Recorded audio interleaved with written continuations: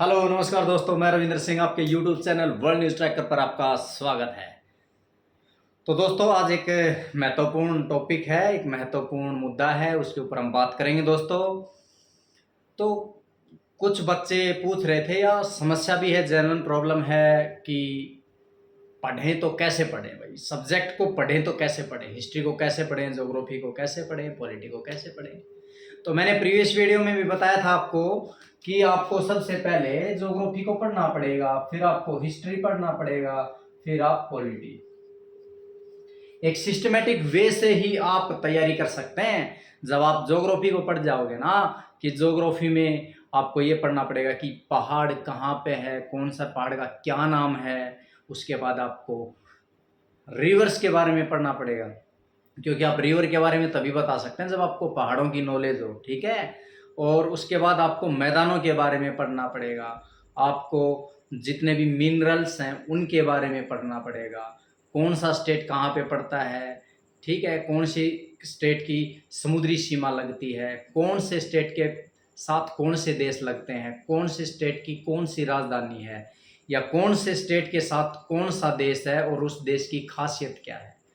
तो आपको ज्योग्राफी पढ़नी पड़ेगी। ज्योग्राफी के अंदर सिर्फ मैं इंडिया की बात नहीं कर रहा, साथ में वर्ल्ड ज्योग्राफी की बात कर रहा हूँ।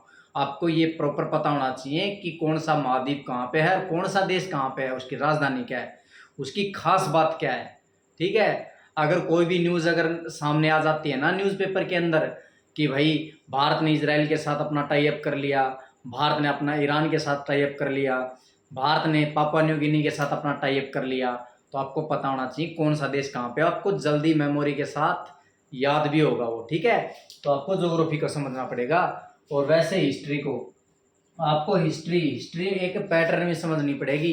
भाई हाँ, पहले आदि मानव थे, ठीक है, उसके बाद आपको पता है सिंधु सभ्यता आ गई थी, वैदिक काल, उत्तर वैदिक काल, जैन धर्म, बौद्ध धर्म, महाजनपद, ठीक है, मौर्य काल आ गया था, बीच में कुछ छोटे मोटे जो ब्राह्मण वंश थे वो आ गए थे, गुप्त वंश आ गया था, दक्षिण भारत के राज्य हर्षवर्धन, ठीक है। एक पैटर्न में समझना पड़ेगा आपको। जब आप पैटर्न में समझ जाओगे ना, क्योंकि कहानी एक दूसरे से जुड़ी होती है, पहले वाली जो चैप्टर है उससे अगले वाला जो चैप्टर है वो जुड़ा हुआ होता है।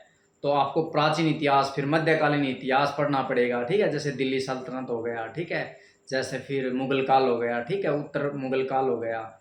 उसके बाद जैसे आपको पता है कि जो यूरोपियन कंपनियां आ गई थी, जो यूरोपियन जो कंपनी है वो आ गई थी, उन्होंने अपना राज किया था। उसके बाद तो आपको पता है कि आधुनिक भारत स्टार्ट हो जाता है। तो आपको एक सिस्टमेटिक वे से पढ़ना पड़ेगा। और एक बार आप हिस्ट्री को थ्रू आउट पढ़ लो, और मैं यही सजेस्ट करूंगा कि आपको ज़्यादा बुक नहीं पढ़नी, कम बुक लो, लेकिन बार बार रिवाइज करो। तो आपको हिस्ट्री को एक बार आंखों से निकाल लो, उसके बाद आप प्रीवियस ईयर लगा सकते हो। ऐसे ही जब ज्योग्राफी हिस्ट्री पढ़ लोगे, उसके बाद पॉलिटी पढ़ना। भाई आपको पता है कि पॉलिटी के अंदर बहुत सारे अनुच्छेद हैं, भाई 400 अनुच्छेद हैं, याद थोड़ी ना होंगे, लेकिन उसके लिए एक तरीका है, उस तरीके को मैं बताऊंगा आपको जो अगली वीडियो होगी उसमें, कि कैसे पॉलिटी को बहुत आसानी से पढ़ा जा सकता है, कि पॉलिटी इतनी आसान है और ये अनुच्छेद इतने आसान है कि आप आसानी से पढ़ सकते हो। तो दोस्तों आपको रटना नहीं है, इनको समझना पड़ेगा। एक बुक लो और आप पढ़ सकते हो। ज्योग्राफी के मैंने नोट्स अपलोड कर रखे हैं, वहाँ से पढ़ सकते हो। हिस्ट्री के भी नोट्स हैं, लेकिन आप हिस्ट्री मार्केट से पढ़ सकते हो भाई, कोई भी बुक लेके। और मैं कहूँगा जो बिल्कुल बेसिक बच्चे हैं, जो स्टार्टिंग की है जिन्होंने, वो आप लुसेंट की बुक से पढ़ सकते हो, जो कि बिल्कुल बेसिक है। उसके बाद एडवांस बुक उठाना, ठीक है, उसके बाद प्रीवियस ईयर के लिए। तो और ज़्यादातर मैं कहूँगा कि आप ऑफलाइन पढ़ें, ऑनलाइन से कम पढ़ें। भाई जो मेरे नोट्स हैं, मैं नहीं कहता कि आप सारे नोट्स पीडीएफ से ही पढ़ो, आप पीडीएफ को निकलवा सकते हो, ठीक है। और इस तरीके से आपको पढ़ना पड़ेगा। डेली न्यूज़पेपर पढ़ा करो। डेली न्यूज़पेपर पढ़ोगे तो स्टैटिक जी का जो पार्ट है जब हम पढ़ेंगे तो उसके बाद बहुत आसान होगा काम, ठीक है। तो आपको ये पढ़ना है भाई, ज्योग्राफी, हिस्ट्री, पॉलिटी, ठीक है, इनके ऊपर फोकस कर लो। और साथ साथ अपनी जो भी रीजनिंग के लिए आप प्रैक्टिस कर सकते हो, रीजनिंग तो प्रैक्टिस मांगती है, ठीक है। तो आप लगातार तैयारी करें, और यही समय है जो आप तैयारी कर सकते हो भाई। अभी कोई एग्जाम नहीं है तो प्रेशर भी नहीं है आपके ऊपर, आप फ्रीली माइंड से तैयारी कर सकते हैं। क्योंकि यही एक प्रीशियस टाइम है। अगर आपने ये टाइम गंवा दिया फिर कोई पेपर नज़दीक आएगा, फिर तैयारी नहीं हो पाएगी। क्योंकि ये वो टाइम होता है जब हम माइंड फ्री होते हैं और अच्छे से तैयारी कर सकते हैं। ठीक है, तो आप ज्योग्राफी, हिस्ट्री, पॉलिटी इनके ऊपर फोकस करो अपना, और एक अपना टारगेट फिक्स कर लिया करो कि भाई मेरे को तो आज सिंधु सभ्यता ही पढ़नी है, बस सिंधु सभ्यता पढ़ूंगा। ज्योग्राफी के अंदर मेरे को पढ़ना है भाई सिंधु, झेलम, चेनाब, रावी, व्यास, ये वाली नदियां पढ़नी है बस, तो यही पढ़ूंगा मैं बस। और कोई भी टॉपिक को बीच से मत पढ़ो। भाई मध्यकालीन भारत आज उठा लिया, महाजनपद उठा लिए, यूरोपियन कंट्री उठा ली, ऐसे ज्योग्राफी के अंदर सिस्टमेटिक वे से पढ़ो भाई।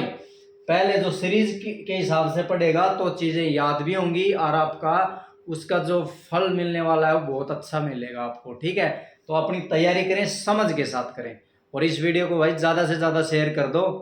ठीक है, धन्यवाद दोस्तों, जय हिंद, जय भारत।